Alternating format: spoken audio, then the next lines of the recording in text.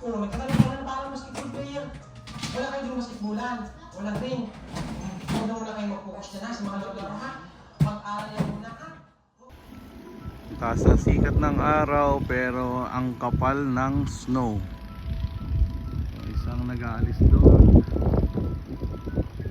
At saka ito kapatbahay namin.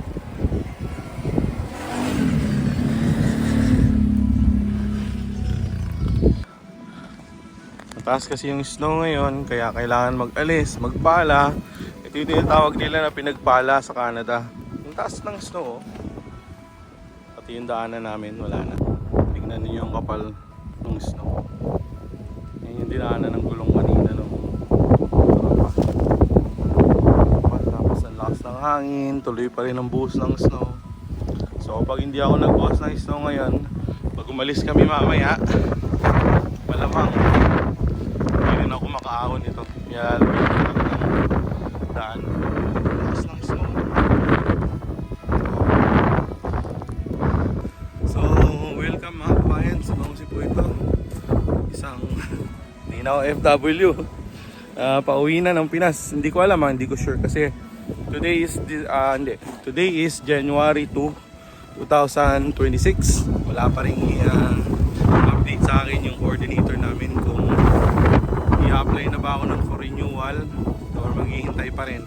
Pero sa January 10, kailangan mag-book na ako ng ticket kasi yun yung 90 days ko.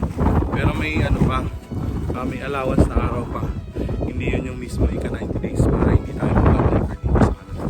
So today, sawahan nyo muna ako dahil hindi ko in-expect na ganito kakapalang snow ngayong araw na to. Surprise! Let's go! Ilamin muna natin itong pala nila.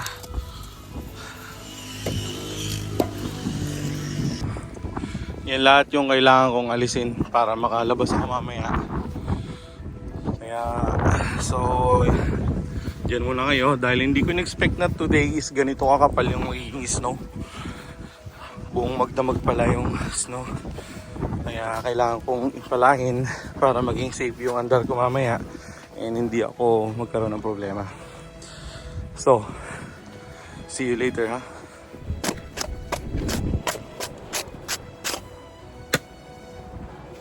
Ito yung tinatawag nila na literal na pinagpala dito sa Canada kasi nga literal na magpapala ka ng mga snow lalo na kapag ganitong malakas yung buhos ng snow. So kung hindi mo ipapalahin, mahirapan kang umahon dito sa snow kasi halos ganito kakapal yung snow. So hindi makakadami yung gulong mo. Kaya hanggat hindi pa siya tumitigas, kailangan palahin na natin. So stay lang kayo dyan ha at magpapala muna kayo yung lingkod.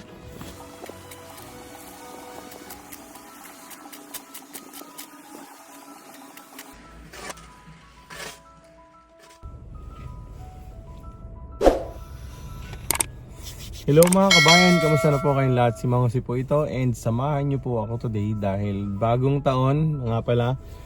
Thank you sa lahat ng mga nanonood, sa patuloy na sumusuporta. Maraming salamat sa mga nag-comment and happy New Year. So bagong taon, bagong destinasyon ng paglalaban namin ngayon. Dahil 2026 nasira yung washing machine namin. So dadayo kami ngayon sa Richie Buktu para makilaba doon sa Lighthouse Laundry. So let's go.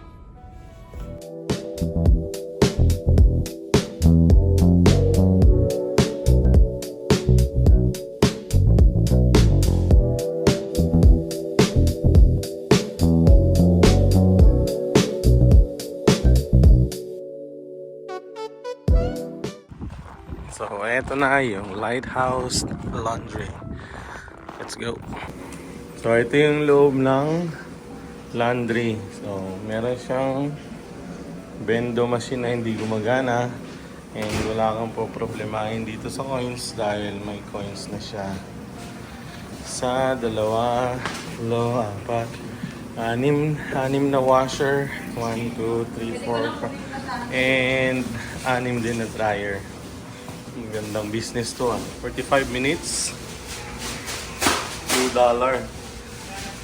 Wow, ganda, comfortable, may table, upuan, pwede kang manood ng TV. Hindi ko lang alam kung may ibang channel pa to. May wifi rin siya. So, yan yung wifi niya, oh. Lighthouse, ito yun yung password. Nagraran ka nga o meron pang 35 So, ito yung instruction niya, paano kayo mag-wash dito. May mga out of order pala. Galing. Sana all. Tapos na tayo, yun tayo. Let's go, madam. So, tapos na kami maglaba. Ito ang lighthouse. Lighthouse Laundromat. Yan. Nandito lang siya sa Richibukto. So, yun yung arena kung saan may ice skate or nagpalalaro ng mga hockey. Ito yung main street. So, we're going home. Tapos din.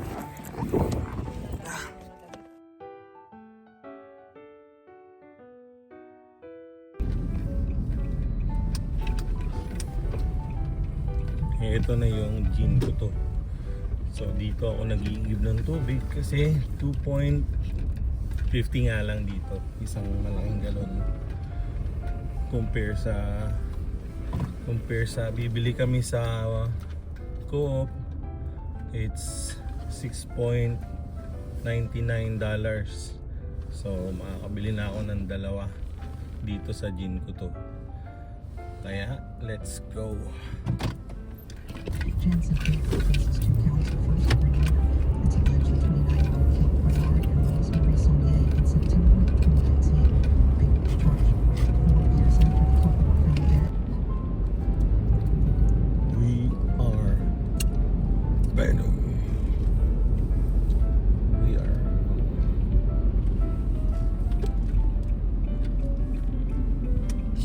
Oh my G. Ang dulas-dulas ng isa, dalawa, tatlo. Baka nag-booking na sila. Wala ba silang message sa group? Baka akala kasi nag-booking na tayo, wala sasakyan. Baho. Bakit? Ito. Nangarap ka. At simsimin ang amoy. We're home. Alright, we're home.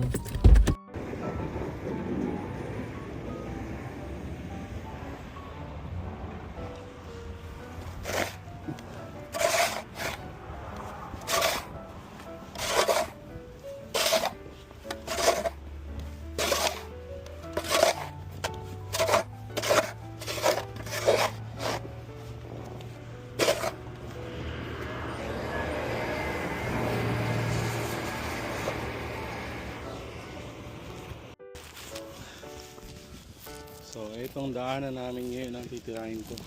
Yan. Hanggang dun sa kabila. Snow pa more. Canada pa more.